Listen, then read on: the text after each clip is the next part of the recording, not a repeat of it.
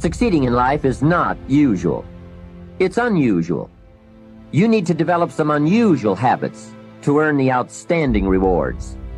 A friend of mine said, a standard education will get you standard results. You want a lot more than standard results? You need to become a lot more than a standard person. You have to act and decide simultaneously. So what does that do, you see? That puts up a very curious problem, which in its own turn becomes a bind. This is true likewise of any sort of shooting, pistol shooting as well. That if you aim, if you decide and then fire, you're apt to do things like pulling the trigger instead of squeezing. All kinds of wrong things are done. And you're always a moment too late if you decide first. To try and act quickly enough so that you overtake the preliminary decision. To try not to decide first. And that is an impossible problem. We intend to when the idea strikes us. We intend to when the emotion is high. But now if you don't translate that into action fairly soon, now the intent starts to diminish. And a month from now it's cold. A year from now, it can't be found. So act. Set up a discipline when the emotions are high and the idea is strong and clear and powerful. That's the time to set up the discipline. Somebody talks about good health and you're stirred. Right. You need to get a book on nutrition. Get the book before the idea passes and before the emotion gets cold. Go for the book. Start the library. Start the process. And you know you ought to do this. You really want to do this, but you don't know why you haven't done it. Now, first of all, we know that this is not easy, because in order to begin to reinvent your life, you've got to make a conscious, deliberate, determined effort. I think that among the things that prevent us from acting is the fear of failure. And if you've already failed, you don't want to fail again. The pain of that, the disappointment, the fear of loss is another thing. Because many times when we do those things that we know we need to do, we feel that we might lose somebody that we love very much and care about. We don't want to hurt anybody. Many of us don't act because we want other people's approval. We want everybody to like us and to accept us. And that's not possible. Life should be an exciting adventure. It should never be a bore. A man should live fully, be alive.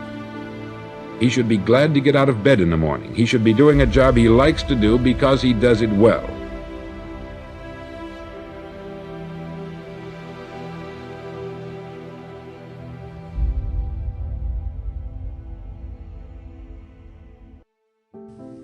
The fifth law of happiness is the law of expression, which states that whatever is expressed is impressed, and whatever is impressed is expressed. Whatever you say, either to yourself or out loud, is impressed into your subconscious mind. And whatever is impressed into your subconscious mind will ultimately be expressed in your thoughts, your feelings, your conversation, and your actions. The more emotion that you use to express any thought or idea, the more deeply it will be impressed into your subconscious mind, and the more rapidly it will be re-expressed in your life. Whatever you say with conviction triggers thoughts, ideas, and actions consistent with those words, so be sure to pick your words carefully. When you think of a challenge or a goal, and you repeat to yourself the words, "I can do it, I can do it, I can do it," you trigger all kinds of feelings and actions that propel you forward toward doing the things that will enable you to achieve the goal. The sixth law of happiness is the law of reversibility. It states that just as your feelings determine your actions also determine your feelings.